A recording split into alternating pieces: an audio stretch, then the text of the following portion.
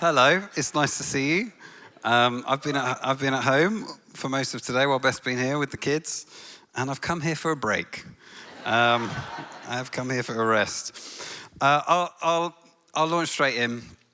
I remember as a 16-year-old turning up, having my background in church up until that point had been really traditional church, and I wasn't a Christian.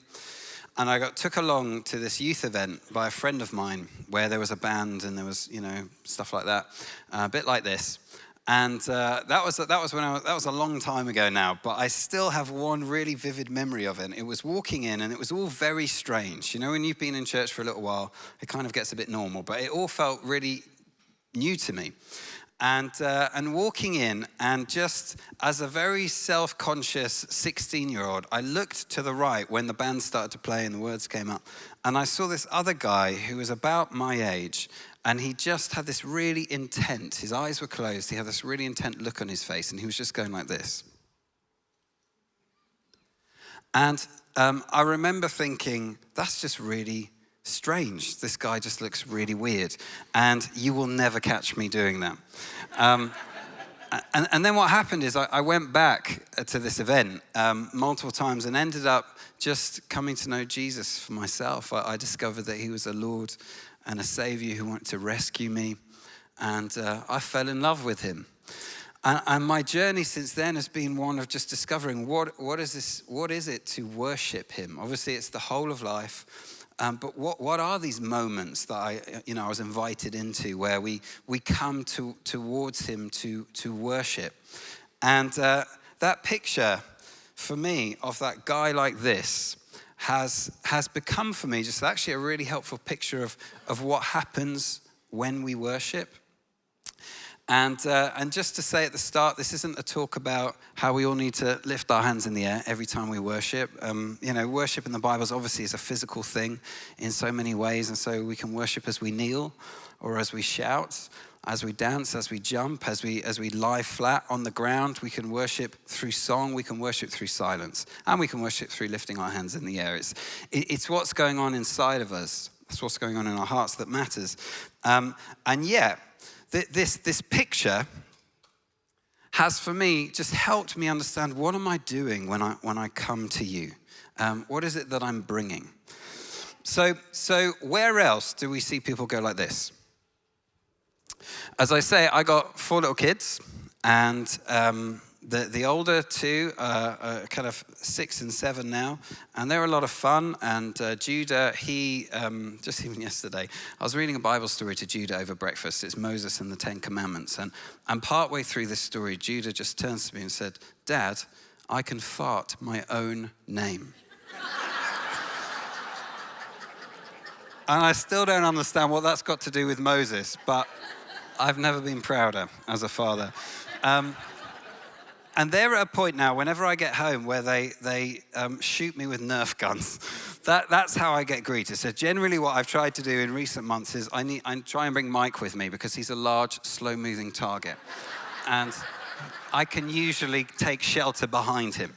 So that's what happens when I come home with them. But the younger 2, Caleb and Zachary, who are 4 and 2, they're still at a point where my coming home is the highlight of their day. So Caleb tracks me on Beth's phone on the find my friends thing, so he can see me walking down the street towards the house. And when they see me coming down the path, the 2 of them just bundle out of whatever room they're in, and they sort of career into each other as they go down the corridor.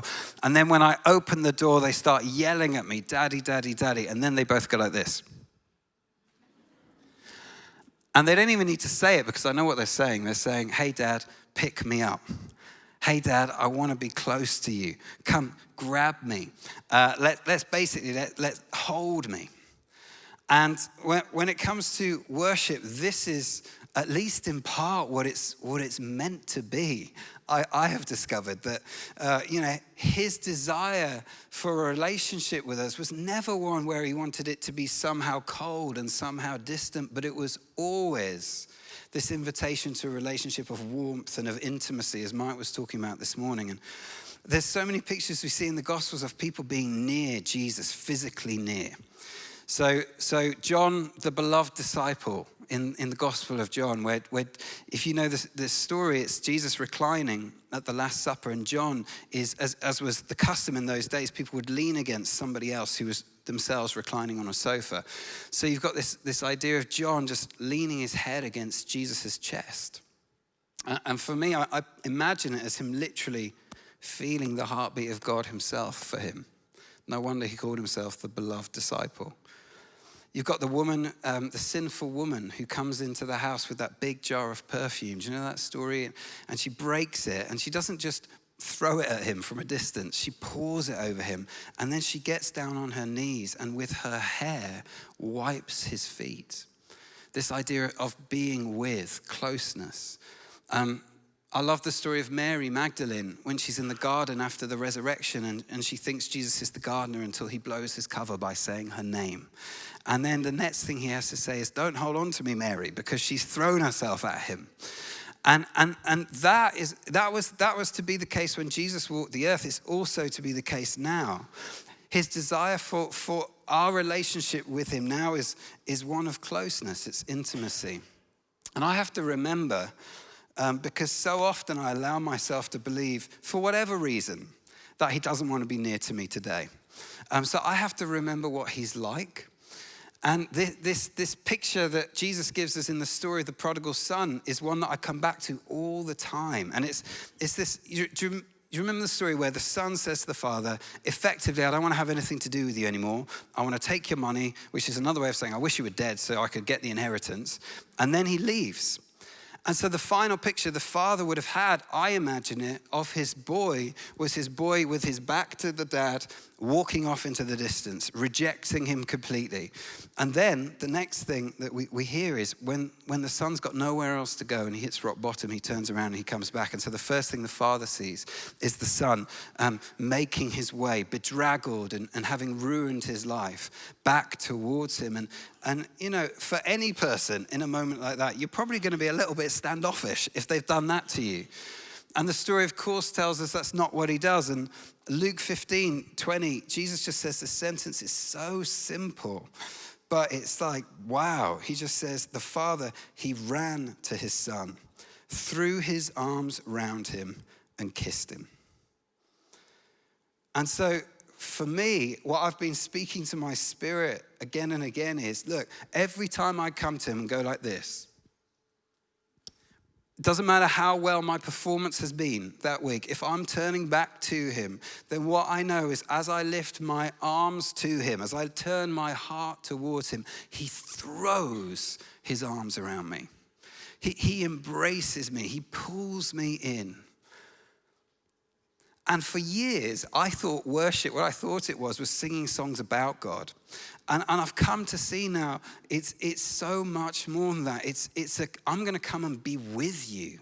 It's this opportunity to gather together. I'm going to be in your embrace. I'm going to be next to you. And there's this thing about being in his presence that what it does is it changes us.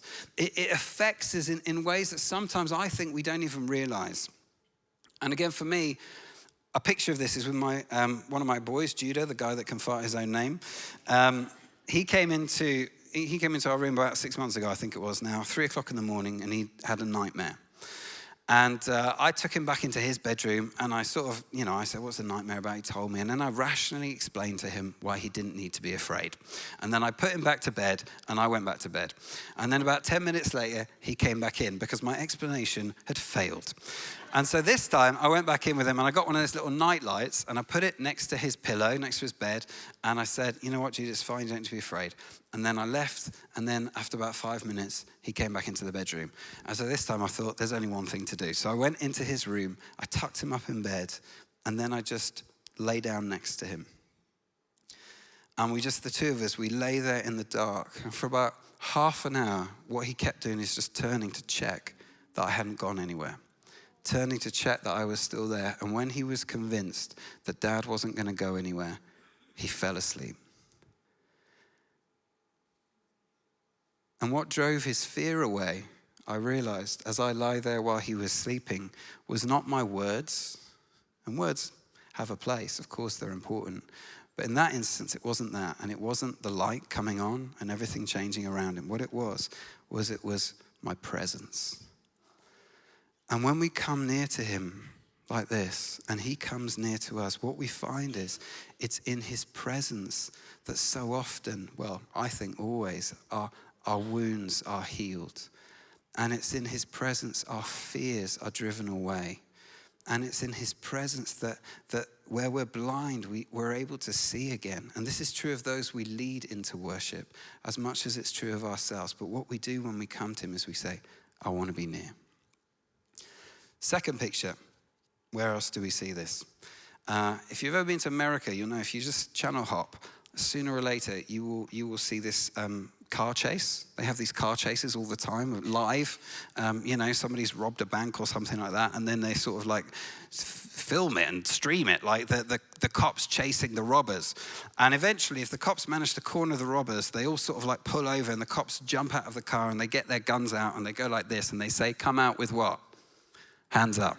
And so the robbers, they emerge like this. And so for me, another picture of it is this idea of surrender. I give up. I yield. This is the kind of gesture Mike makes before we ever step onto a squash court when I've challenged him. And it's... I'm kidding. I exaggerated. It's only after the first 2 points that you make that gesture. But... when we follow God, obviously what we do is it starts with surrender. It starts with this giving over of our lives. But then that's the beginning, but it's a journey. It's always a lifelong journey of laying our lives down again and again and again as he demands things from us, or as we take things, take control of certain parts of our lives back from him. And to worship in this way is to come to him and just to say again, I give you everything I am. My life is yours for you to spend with it, spend how you choose. I'm giving it all over to you. And for me, a picture of this is Jesus in the Garden of Gethsemane when he's sweating blood, when he has before him the cross. And in that moment, he says to him, Father, if you're willing, take this cup from me. But if you're not my will, but yours be done. I yield. I surrender. I'll go where you send me. And sometimes surrender, what it's about is not just doing something that he's told us to do that maybe we struggle with. It's about almost saying, I will trust you even though I don't understand. There's a surrender in that. I don't get this. I don't know why you've allowed this to happen, but I'm going to choose to say, I trust you in this moment. And I think of Job when life has gone horribly wrong for him in his story. It all falls apart for Job. And there's this line, Job 13, verse 15, where he says, though he slay me, still I will hope in him.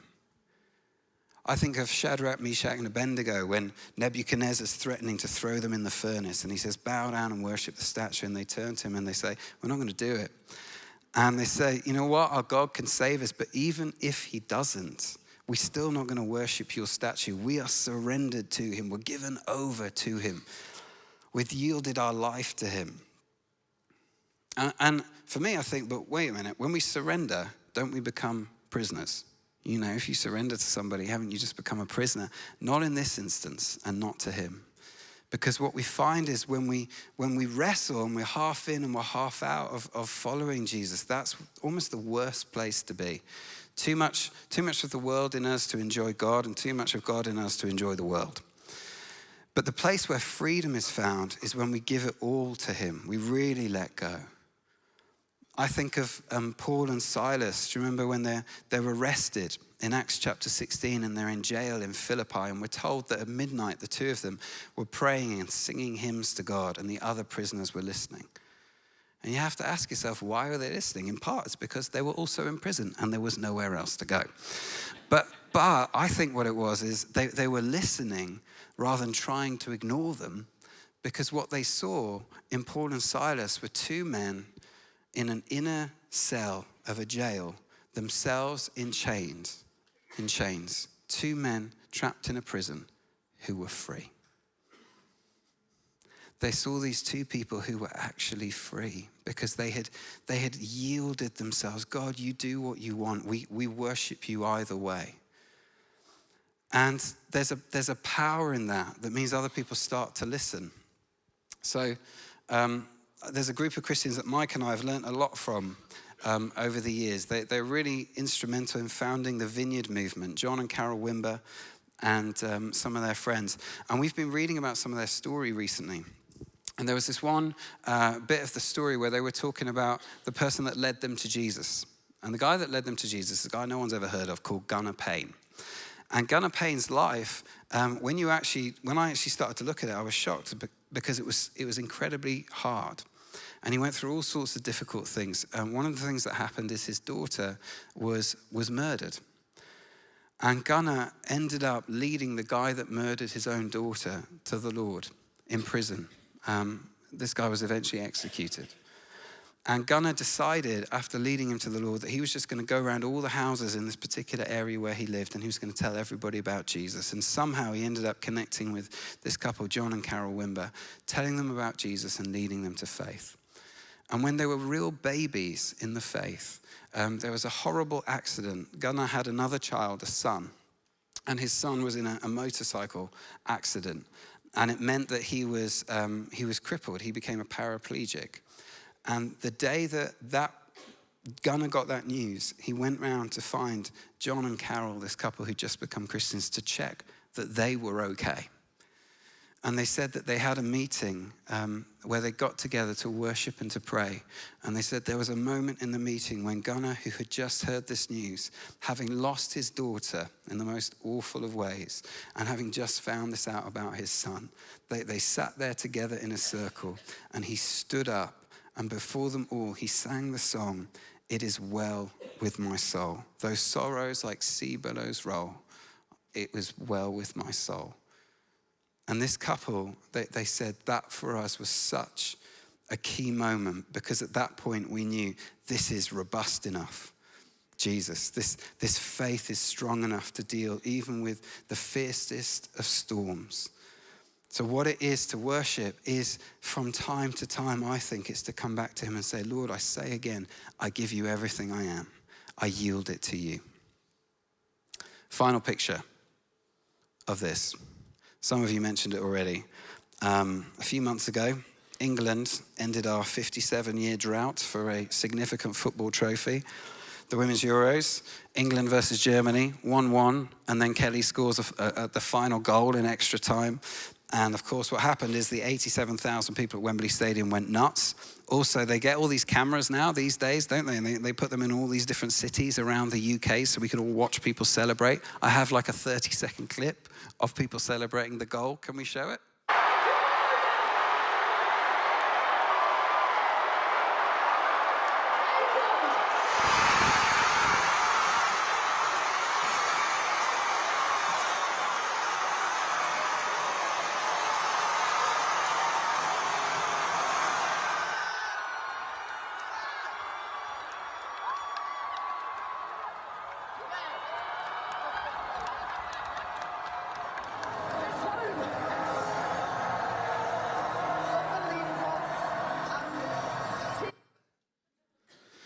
Now, hopefully in a worship service, we're not going to be chucking our beers at each other, and we're going to keep our shirts on. But you see it, right? What happened was there's 11 players running around on a pitch. One of them scores a goal in extra time, and suddenly the whole country erupts. And the story in the scripture is not that there's 11 players that matter, there's only one. And what happens is we think it's all over. You know, the final whistle is blown and he's been killed. But then somehow in extra time, he kicks a hole out of the back of the grave and he emerges victorious on the other side of death. And the whole of creation erupts with praise. Because what happens is when our team wins, we win. And our team has won. He has triumphed. He reigns. He rules. He's supreme. He sits at the right hand of the Father, and he will judge the living and the dead. And so what we do when we come to worship is we come to celebrate victory, celebrate the one who has won.